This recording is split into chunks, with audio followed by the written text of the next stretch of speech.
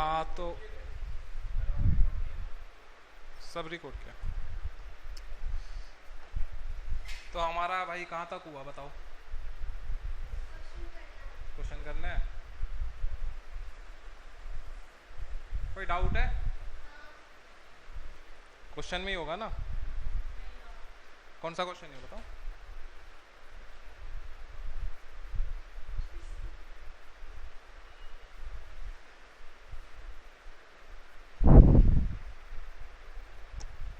ये हो गया था? ये नहीं हुआ होगा। Example number 2.4। हाँ तो करेंगे भाई, क्यों नहीं होगा, सब होगा।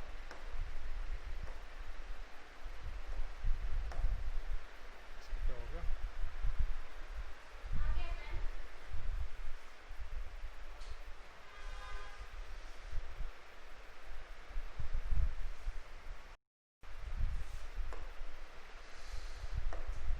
ठीक है तो करते हैं। क्वेश्चन दिखने में ऐसे ही लगेगा, टफ सा ही लगेगा, हमेशा कभी आसान नहीं लगेगा। तो कैसे आपको क्वेश्चन करना है? एग्जाम्पल है, प्रॉब्लम या एग्जाम्पल कुछ भी कह लो। क्वेश्चन है, if N2 gas is bubble through water at 293 kelvin, how many, क्या लिखा है, मिली मोल्स। तो कुल मिला के आपको मोल्स बताने हैं, मिली का क्या करना है हम करते हैं अभी। N2 गैस की मोल्स निकालने हैं, मिली मोल्स निकालने हैं। Would dissolve in 1 liter of water, assume that nitrogen exerts a partial pressure of 0.987 bar, given that Henry's law is constant, Henry law constant की वैल्यू है 76.48 किलो बार है। ठीक है, तो हमें क्या क्या दे रखा है बताइए। नाइट्रोजन गैस के बारे में कुछ बात हो रही है?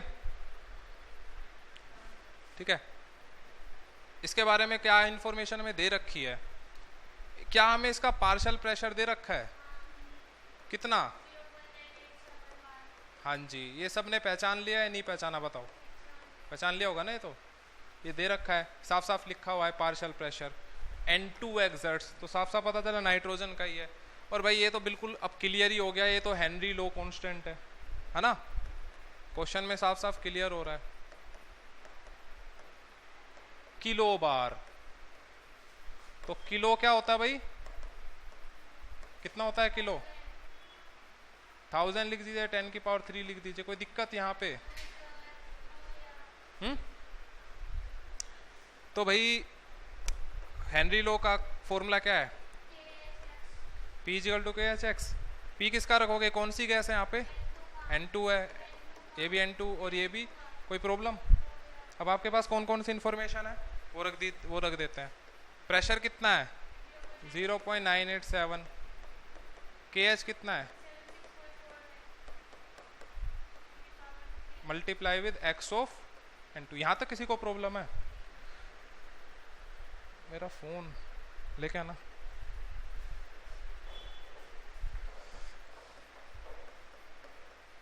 X ऑफ N2 निकाल देते हैं।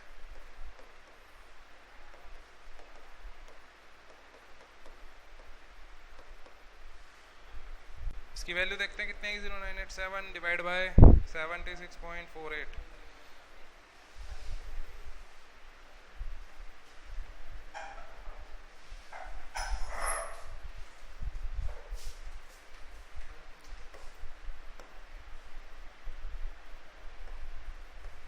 तो मोल फ्रैक्शन ऑफ नाइट्रोजन आ रहा है हमारा 0.0129 इंटू 10 की पावर -3। कोई प्रॉब्लम? यहाँ तक तो सबका हो गया होगा। यहाँ तक किसी को दिक्कत है? उतार रहे हो आप? उतार लो। बताएंगे आंसर तक भी पहुँचेंगे, सब पहुँचेंगे। तो हमारा आ गया भाई, इस नंबर को आपने नोट कर लिया होगा। मोल फ्रैक्शन ऑफ N2 आ गया इतना। अब हम इस पे थोड़ा सा चर्चा करते हैं। मोल फ्रैक्शन क्या होता है? नंबर ऑफ मोल्स, जिसका भी आप निकाल रहे हो, divide by sum of all number of moles. तो इसमें सोलवेंट क्या था? सोलवेंट इसमें देखिए, ये गैस तो सोल्यूट हो गई, और सोलवेंट क्या है, साफ साफ पता लग रहा है वाटर। वाटर जहाँ भी आ जाएगा क्या होगा, वो सोलवेंट होगा। और कितना क्या दे रखा है वाटर के बारे में, सोलवेंट के 1 लीटर है उसका, यही दे रखा है ना, कुछ और तो दे नहीं रखा। तो ये हो गया हमारा सोलवेंट। कोई दिक्कत यहाँ पे? अब क्वेश्चन पढ़िए, क्वेश्चन क्या पूछा था, number of moles of N2 नहीं पूछा था, मिली मोल्स पूछा था ना। मोल्स निकालोगे तभी तो मिली लगाओगे। मिली मतलब क्या होता है, 10 की पावर -3 होता है, और कुछ नहीं मतलब होता उसका, समझे? तो निकाल देंगे, क्या दिक्कत है। ये अगर हमें निकालना है तो ये तो पता होना चाहिए ना, number of moles of water तो पता होना चाहिए ना। वाटर के बारे में क्या इंफॉर्मेशन थी कि भाई उसके बारे में ये इंफॉर्मेशन थी कि उसका 1 लीटर था। 1 लीटर तो वॉल्यूम होता है भाई, नहीं समझे? तो मैंने आपको बताया होगा कि हाँ जी, पानी अगर 1 लीटर लिखा है तो हम पानी का जो वेट है वो 1 किलोग्राम ले सकते हैं, बताया था। क्योंकि उसकी डेंसिटी क्या होती है, ऑलमोस्ट 1 ग्राम पर मिलीलीटर होती है, या फिर 1 kg पर लीटर होती है। इसका ये मतलब होता है कि अगर कहीं पर 1 ग्राम लिखा है पानी के, सिर्फ पानी की बात है, तो उसे आप 1 मिलीलीटर लिख दीजिए। अगर 1 मिलीलीटर है तो 1 ग्राम लिख दीजिए। सेम केस है 1 लीटर के साथ। 1 लीटर है तो उसे आप 1 किलोग्राम भी लिख सकते हो, 1 किलोग्राम है तो 1 लीटर भी लिख सकते हो। जैसे आप मोलैरिटी निकालते हो तो हम लीटर लिखते हैं, मोलैरिटी निकालते हो तुम केजी, तो वहां पर हम ये काम कर सकते हैं। तो क्या मैं इसको 1000 ग्राम नहीं लिख सकता हूँ? लिख सकता हूँ ना। अगर मेरे पास नंबर ऑफ वजन है, वेट है किसका, H2O का, तो क्या मेरे पास नंबर ऑफ मोल्स नहीं होंगे? Given mass upon molar mass होगा H2O, तो वैल्यू रख दीजिए। और आप ये जानते हो 1000/18 कितना हो गया, कल बताया था 55.55 ही आना है ये, ठीक है, इतना क्लियर है। अब देखो क्वेश्चन को हमें छोटा भी करना है। x ऑफ N2 आपके कितने आए थे, 0.129 इंटू 0.0129 इंटू 10 की पावर -3 आए थे, नहीं आए थे?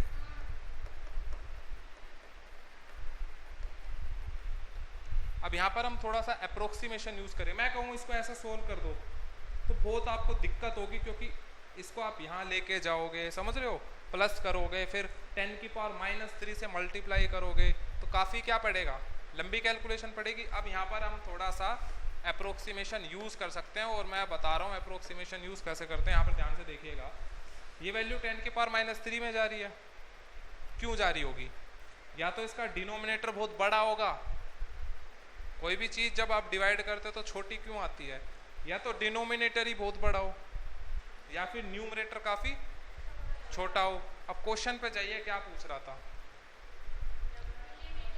मिली मोल्स, और मिली मतलब होता है 10 की पावर में, मतलब इसके नंबर ऑफ मोल्स इतने कम आने वाले हैं। ये क्वेश्चन से अंदाजा हो गया कि इसके नंबर ऑफ मोल्स काफ़ी कम है, ये मिली में आने वाला है। अब आप ऐसे नहीं मैडम, ये क्या मैथ्स का कबाड़ा कर दोगे, मैडम कह रही है N2 से N2 काट दो, इसके साथ प्लस भी तो है।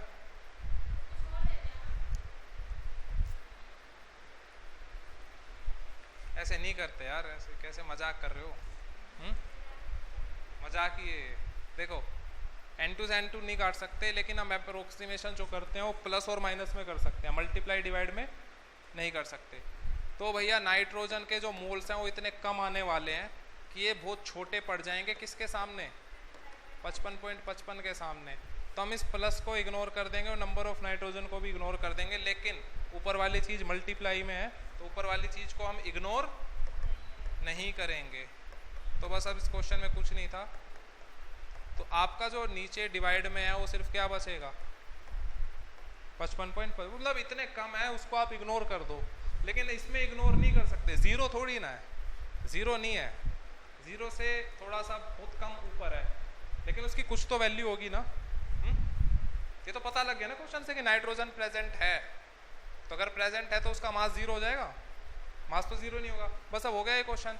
तो नंबर ऑफ नाइट्रोजन मोल्स आपके आ रहे हैं, इस 10 की पावर -3 को हम क्या लिख देते हैं, मिली लिख दें। तो इसको 55.55 से मल्टीप्लाई कर लेते हैं, 0.0129 इंटू 55.55 0.716 और 10 की पावर माइनस 3 को क्या लिख दिया, मिली लिख दिया। और नंबर ऑफ मोल्स की यूनिट क्या होती है, नंबर ऑफ मोल्स ही निकाल रहे थे ना, मोल, ये आंसर है। समझ आया?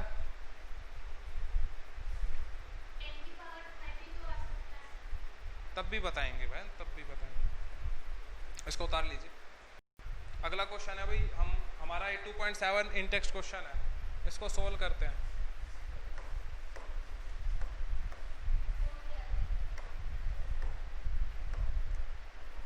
अच्छी बात है, हो गया तो अच्छी बात है। ये आसान क्वेश्चन था, ठीक है। इसमें क्या पूछ रहा है वो, क्वांटिटी। क्या पूछ रहा है, क्वांटिटी पूछ रहा है। तो पहले जो चीज दे रखी है वो लिख लेते हैं। हेनरी लो कांस्टेंट दे रखा है, कितना, साफ साफ लिख के दिया ना, इतना। कोई दिक्कत यहाँ पे? पैक्ड अंडर इतना प्रेशर, तो ये जो प्रेशर दे रखा है किसका दे रखा है भाई, कार्बन डाइऑक्साइड का। इतना पता लग रहा है। KH भी किसका देगा, कार्बन डाइऑक्साइड का देगा। प्रेशर भी किसका देगा, समझ रहे हो? यहाँ पर फर्क क्या है, ये पास्कल में है, OATM में। अब अगर किसी को कन्वर्जन नहीं पता होगी, क्वेश्चन कर पाएगा, आंसर सही आएगा उसका कभी? आप किसी को भी कन्वर्ट कर लो, आपका मन कर रहा है पास्कल को ATM में चेंज कर लेगा, वो कर लो। आपका मन कर रहा है ATM को पास्कल में चेंज करने का, वो कर लो। हमेशा बड़ी चीज को करो। और इसमें ATM बड़ा है कि पास्कल बड़ा है, वैल्यू मत देखो, वैल्यू नहीं देखनी आपको। 2.5 वैल्यू, ATM बड़ा होता है ना, तो उसको चेंज कर लो आप, थोड़ा आसान पड़ेगा। हमेशा बड़ी चीजों को चेंज करना, ठीक है। तो ये किसको याद है इसका कन्वर्जन, 10 टू दी पावर, हाँ उससे पहले बस बहुत है, पास्कल। क्या लिखेंगे भैया, पास्कल। तो P इजिकल टू KHX लगा दें अगर सारा डेटा CO2 का है, तो क्या हमारे पास X नहीं आ जाएगा भाई? P दे रखा है और KH दे रखा है, तो X किसका, CO2 का। P कितना भैया, 2.5 इंटू 1.013 इंटू 10 की पावर 5 पास्कल लिख देते हैं, पूरा लिखते हैं, डिवाइड बाय KH कितना है, 1.67 इंटू 10 की पावर 8। पास्कल से पास्कल कट गया, यानी जस्टिफाई हो रहा है कि मोल फ्रैक्शन की कोई यूनिट नहीं होती, और हो ही नहीं सकती यार, सेम चीज़ है, सेम यूनिट्स हैं। तो इसको हम कैलकुलेट कर लेते हैं। अगेन देख रहे हो 10 की पावर माइनस 3 बन रहा है, जब काटोगे इसको तो 10 की पावर 3 बचेगा ना नीचे। 2.5 डिवाइड बाय 1.67, तो ये आ रहा है 1.49 इंटू 10 की पावर माइनस 3। कोई प्रॉब्लम?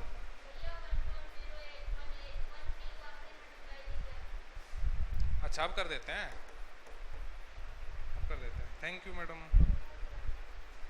1.5 आ रहा है, 1.51 इंटू 10 की पावर माइनस 3। इतना तो कर ही सकता है ना कोई बंदा। अब देखो, अभी तो पिछला ही क्वेश्चन बन गया एक तरीके से, वहां पर मिली मोल्स निकाले थे, यहाँ पर भी मिली मोल्स आ रहे हैं, देख रहे हो। 10 की पावर माइनस 3 को क्या लिख सकते हैं हम, मिली लिख सकते हैं। आपका मन कर रहा है लिख दीजिए, मतलब मत लिखिए, लास्ट में करेंगे। सोडा वाटर कितना है, 500 ml। और मैंने बताया था सोडा वाटर और वाटर के फॉर्मूले में कोई अंतर नहीं है। सोडा वाटर हो होता वाटर ही है वो। और एक बात बताओ, सोडा वाटर क्या होता है, पानी के अंदर CO2 होता है। एक क्वेश्चन क्या है, वही तो है, CO2 इन क्या बन गया, वो सोडा वाटर बन गया। यानी जो सोलवेंट है वो क्या है, वाटर ही है, और CO2 क्या है, सोल्यूट, यानी ये गैस इन लिक्विड सिस्टम बन गया, मतलब हेनरी लो का क्वेश्चन बन गया। तो भैया X ऑफ CO2 को आप लिखोगे N of CO2 divide by N of CO2 जमा N ऑफ H2O। अभी हमने क्वेश्चन किया, उसमें 1 लीटर को लिख दिया था 1 किलोग्राम, तो भैया 500 मिलीलीटर को क्या लिख दोगे, 500 ग्राम लिख देंगे। मिलीलीटर मतलब ग्राम था, तो number of moles of H2O तो आ ही जाएंगे ना। Weight of H2O given mass upon molar mass. तो मैंने बताया था कि भाई H2O का कितना जो वॉल्यूम है, मिलीलीटर है तो ग्राम लिख देंगे, तो 500 ग्राम लिख दें इसको। तो 500 डिवाइड बाय 18 मोल कितना आएगा ये,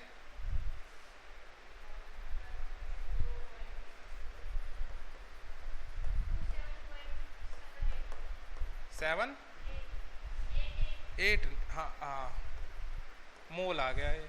क्या हम इसमें अप्रोक्सीमेशन नहीं कर सकते हैं? कर सकते हैं, कर देते हैं। तो N of CO2 divide by 27.78 लिख देंगे, जैसे बिल्कुल लास्ट क्वेश्चन में किया। और ये बराबर कितना था?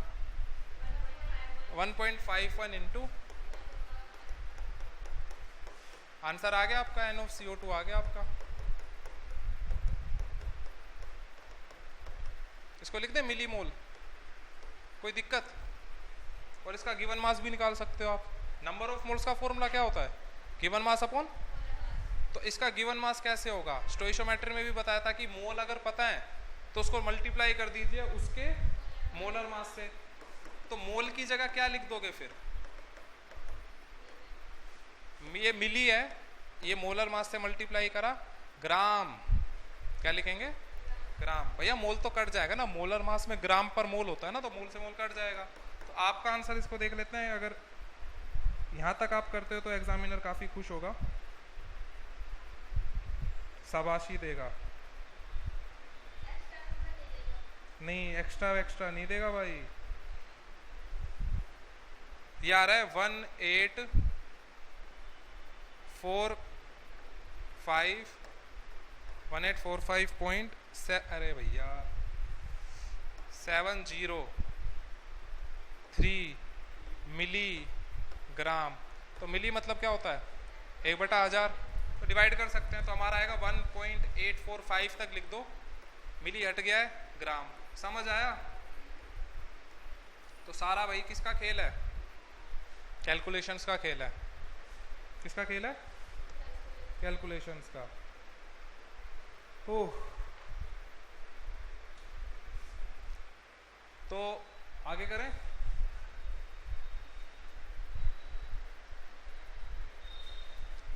ये क्वेश्चन भाई, ये सबसे आसान क्वेश्चन है एनसीईआरटी का, सबसे इजी। इसमें क्या लिखा है? Henry law constant for the molality, कुछ लिखा। कितना दिया है हेनरी लॉ कांस्टेंट? 10⁵ है ये। क्या है? 10⁵ है, बुक में है आपका। और आपको क्या निकालना है? Solubility methane in benzene under 760 millimetre है जी। तो भाई हेनरी लॉ कांस्टेंट दे रखा है, के एच दे रखा है। क्या क्या प्रेशर है? हाँ, ये भी तो प्रेशर है। हाँ, तो ये भी प्रेशर है। ये हेनरी लॉ कांस्टेंट क्या होता है? प्रेशर ही होता है, ठीक है। तो ये प्रेशर है किसका? मीथेन का है। तो आप क्या लिखोगे? P = KHX। और क्या निकालना है इस क्वेश्चन में? सोल्यूबिलिटी निकालना है। तो मैंने बताया था सोल्यूबिलिटी मतलब मोल फ्रैक्शन। तो डायरेक्ट आ जाएगा ना। P की वैल्यू कितनी है? 760, और दोनों मिलीमीटर Hg में है, तो कट जाएगा। KH कितना है? 4.27 इंटू 10⁵ इंटू में x ऑफ मीथेन होता है CH4। नहीं आ जाएगा? यही तो निकालना है आपको। डिवाइड कर दीजिए, आपका आंसर आ गया। आगे चलें। ये क्वेश्चन बहुत अच्छा है। कौन सा क्वेश्चन है? 13 क्वेश्चन। तो पहले मैं इसका कॉन्सेप्ट समझा देता हूँ कि चक्कर क्या है। एक बार क्वेश्चन पढ़ लो आप।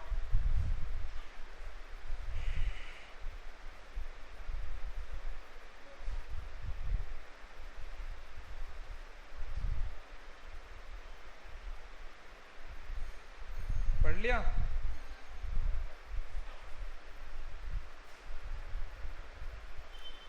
तो क्वेश्चन भाई इथेन के बारे में है। पार्शियल प्रेशर ऑफ इथेन कुछ दिया है ना, कि अगर जब इथेन इतनी होती है, इतना उसका मास होता है, तो उसका प्रेशर कितना होता है? 1 बार। और जब उसका इतना वेट हो जाएगा, 5 इंटू 10⁻⁻² है, थोड़ा सा ऊपर नीचे हो गया, तो उसका पार्शियल प्रेशर कितना होगा? ये क्वेश्चन है ना। 10⁻³ और 10⁻²। तो इसका कॉन्सेप्ट समझ लेते हैं। अब फॉर्मूला मैं कहूँ रट्टा मार लो यार, फॉर्मूला आसान है इसका, लेकिन फॉर्मूले तक थोड़ा सा हम पहुँचते हैं। हाँ, तो देख लो, पता नहीं आप एक बार देख लो। तो देखो भाई, देखो। P इजिकल टू क्या पढ़ा आपने, KHX। तो अच्छा, गैस का नाम यहाँ पर कौन सी गैस है, इथेन का KH कभी चेंज होगा एट अ कांस्टेंट टेम्परेचर, जो फर्स्ट कंडीशन में वही सेकंड कंडीशन में भी थर्ड कंडीशन में होगा। प्रेशर और मोल फ्रैक्शन चेंज हो सकते हैं, है ना। अब यहाँ पर इथेन को किसी में तो डालोगे आप, इथेन को किसी सोलवेंट में डाला होगा ना, तभी तो KH आएगा, तभी तो हेनरी लो बनेगा। तो जब सोलवेंट नहीं दिया होता तो हम क्या मान लेते हैं, मान लेते हैं। अब तक आपने जितने भी क्वेश्चन करे, दो तीन जितने 3 क्वेश्चन हमने किए, वाटर का मोल फ्रैक्शन ज़्यादा आया था कम आया था, नंबर ऑफ मोल्स ज़्यादा है तो मोल फ्रैक्शन भी ज़्यादा ही होगा ना। जो नंबर ऑफ मोल्स थे वाटर के काफ़ी ज़्यादा आए थे, 55.55, उसके आ रहे थे 10⁻³ में। ऐसे भी कार्बन डाइऑक्साइड वाला क्वेश्चन किया, उसके भी कम ही आ रहे थे। तो वाटर हमेशा क्या किस में होता है, मेजोरिटी में होगा, है ना, ज़्यादा मास में होगा। तो कितना मास हम मान ले, आपकी इच्छा है, आप वो मास मानो जिसके आप नंबर ऑफ मोल्स जानते हो। और आप जानते हो कि 55.55 मोल अगर हम ले लें इसका, है ना, ये वैल्यू पता है, तो इसका वेट कितना लेना पड़ेगा, 1 किलोग्राम, 1000 ग्राम। कोई दिक्कत, तो हम ये मान लेते हैं। आप कोई और वेट मान लो, आप 500 ग्राम मान लो, क्योंकि इस क्वेश्चन में सोलवेंट का कोई भी रोल, मतलब कोई भी कुछ भी चेंज होने नहीं वाला, क्योंकि इस क्वेश्चन में सोलवेंट के बारे में कुछ दिया ही नहीं है। कहीं लिखा है कि सोलवेंट का इतना वेट लेना है, तो हम अपनी मर्जी से ले सकते हैं ना। और कुछ भी फर्क इस पढ़ने वाला है नहीं, ना फर्स्ट कंडीशन में ना सेकंड कंडीशन में, तो हम अपनी इच्छा से ले लेते हैं, कोई प्रॉब्लम। अच्छा, अब आते हैं क्वेश्चन पे। जैसे क्वेश्चन आपका है इथेन का कितना मास है फर्स्ट कंडीशन में, 6.56 इंटू 10⁻³ फर्स्ट कंडीशन है। तो नंबर ऑफ मोल्स, इथेन का फॉर्मूला होता है C2H6। कितना मास था भाई, 6.56 10⁻, और इसका मोलर मास कितना होगा, 24 + 6 30। अब देख रहे हो ये कितना छोटा है 55.55 के सामने। तो इसका जो x होगा, कर दें अप्रोक्सीमेशन, कर दें, इसकी वैल्यू देख लेते हैं। मैं कह रहा हूँ इसकी वैल्यू भी निकालने की आपको ज़रूरत नहीं है, पता है क्यों, क्योंकि मोलर मास इथेन का क्या रहेगा, सेम ही रहेगा, कितने भी आप कंडीशन ले लो। तो इसका ऐसे ही छोड़ दें,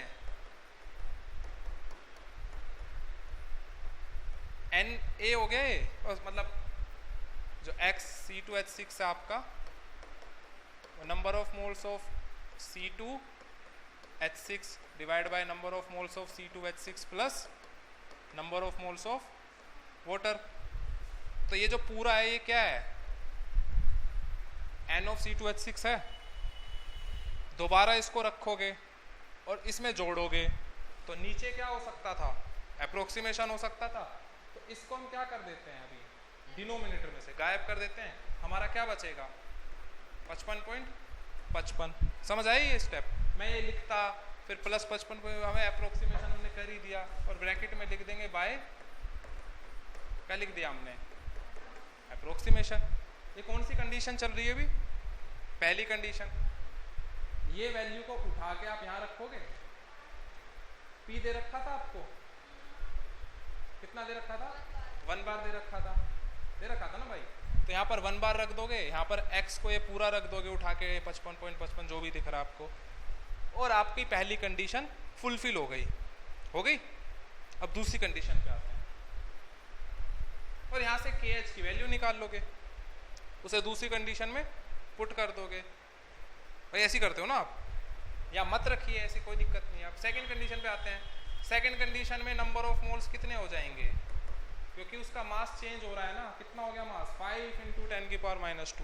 तो नंबर ऑफ मोल्स तो चेंज हो जाएंगे ना, नहीं समझे, मास चेंज हो रहा है ना, कितना हो रहा है 5 इंटू 10⁻², और डिवाइड करो उसके मोलर मास से 30 से, क्या ये चेंज हो जाएगा वाटर का जो मोल्स लिया था हमने। तो 55 यहाँ भी अप्रोक्सीमेशन लगा देते हैं ना, ये नंबर ऑफ मोल्स आ गए। तो मोल फ्रैक्शन कितना आ जाएगा सेकंड कंडीशन में इसका, ये थे number of moles 5 into 10⁻² divide by 30, और डिवाइड करते आप ये फॉर्मूला लगाते, दोबारा वैल्यू पुट करते, यहाँ पर अप्रोक्स हम यूज कर चुके हैं 55 हम लिख देते हैं, यहाँ पर कोई प्रॉब्लम है? अब अगेन इसको आप रखोगे सेकंड, फॉर्मूला तो यही रहेगा ना, हेनरी लॉ का तो फॉर्मूला यही रहेगा। इसको आप रखोगे इसमें, रखोगे या नहीं रखोगे? रखोगे, और फिर वही KH को कंपेयर करके हम आंसर निकाल देंगे। तो कुल मिला के आपने करा क्या है, अब मैं बता देता हूँ। अब आपने करा क्या है, ध्यान से सुनना जो मैं बता रहा हूँ। अच्छा एक बात बताओ, जब आप ये चीज़ें रखोगे तो 55.55 और 55.55 क्या हो जाएगा? कैंसिल हो जाएगा। 30 से 30 भी कैंसिल हो जाएगा। तो इस क्वेश्चन में हम क्या यूज कर सकते थे? ये फॉर्मूला P = KH से हम कहां पर पहुंच गए? हम ये यूज कर सकते हैं कि P1/P2, KH से KH क्या हो जाएगा? कैंसिल हो जाएगा। और मोल फ्रैक्शन हमने इस कदर निकाल दिया कि जो सोलवेंट था उसका कोई फर्क नहीं पड़ा, वो भी कैंसिल हो रहा है, अप्रोक्सीमेशन कर दिया। और जो मोलर मास था गैस का वो भी कैंसिल हो रहा है। तो क्या हम ये बोल सकते हैं कि given mass of first condition in given mass in second condition? लेकिन फर्क क्या था, या कंडीशन क्या थी? कंडीशन ये थी कि सोलवेंट का मास चेंज नहीं हुआ था। करा था हमने? कोई चेंज किया था? बताओ। और क्योंकि इस क्वेश्चन में कहीं पर सोलवेंट की बात नहीं हुई है, तो इसका मतलब यही है कि सोलवेंट जो पहली कंडीशन में था वही सोलवेंट सेकंड कंडीशन में है, उतना ही मास है। कंडीशन ये थी फर्स्ट। और दूसरी कंडीशन क्या थी? दूसरी कंडीशन क्या थी? कि गैस चेंज नहीं होनी चाहिए। क्या आप बताओ कि पहली कंडीशन में अगर इथेन था तो दूसरी कंडीशन में ऑक्टेन, ऑक्टेन कुछ हो गया क्या? इथेन ही चल रहा है ना, तो गैस डज नॉट चेंज। ये दो कंडीशन यहाँ पर फुलफिल हमारी होगी। अभी हम ये फॉर्मूला हम यूज कर सकते हैं। तो उतना करने के बजाय आप सीधा ये लिखिए, कोई नहीं काट सकता आपका। या फिर अगर मान लो क्वेश्चन 3 नंबर में आ जाए तो आपको फिर ये प्रोसेस करना पड़ेगा। नहीं समझे? और मेरी आपसे एडवाइस है, आप ये पूरा प्रोसेस करें। अभी आपको लंबा लग रहा होगा, पता नहीं भाई क्या लिख दिया, लेकिन जब आप इसको स्टेप बाय स्टेप करोगे तो कुछ भी नहीं है। आपका मुश्किल से आधा या 1 पेज भरेगा। पेज भी भरना ज़रूरी है ना, नहीं समझे? पेज भी तो भरना ज़रूरी है। तो अब इसमें वैल्यू रख दो। आपका क्या पूछा था उसने? P2 पूछा था? नहीं आ जाएगा? आ जाएगा, सिर्फ वैल्यूज रखनी है। रख देते हैं यार। तो बताओ यार, P1 कितना था? 1 बार था। P2 हमको नहीं पता था। W1 कितना था? इतना था। W2 कितना था? 5 इंटू दिया तो है मैडम, 5 × 10⁻⁻²। तो P2 आपका आ जाएगा भाई। इसको काट देते हैं, ऊपर कितना बचेगा? -1 है ना। P2 इधर जाएगा और ये वैल्यू नीचे आएगी। तो ध्यान से देखना, 5 इधर जाएगा, 5 बार बनेगा और ये पूरी वैल्यू नीचे आएगी। 10⁻⁻1 समेत ये ऊपर चला जाएगा। तो 50 बन रहा है ना, 50। 7.62 आंसर आ रहा है इसका। आपके सामने है मैम, कैसे देख लो। ये इधर जाएगा, 1 × 5 क्या होगा? 5 होगा। P2 इधर जाएगा और ये भाई पूरी वैल्यू वही तो लिखा है। बार को क्यों चेंज कर रहे हो? 10⁻⁻1 ऊपर जाएगा, क्या बनेगा? 50 बना देगा ना इसको। 50 / 6.56 ये आ रहा है आपको, समझ आया? तो ये सारे हमने कर लिए हेनरी लॉ के क्वेश्चन NCERT के। कल हम आपका और एक अच्छा क्वेश्चन करेंगे हेनरी लॉ का, ठीक है? और उसके बाद हम क्या स्टार्ट करेंगे? Raoult's law. ठीक है? बोर हो गए? थक गए? थकना मना है भाई, थकना नहीं।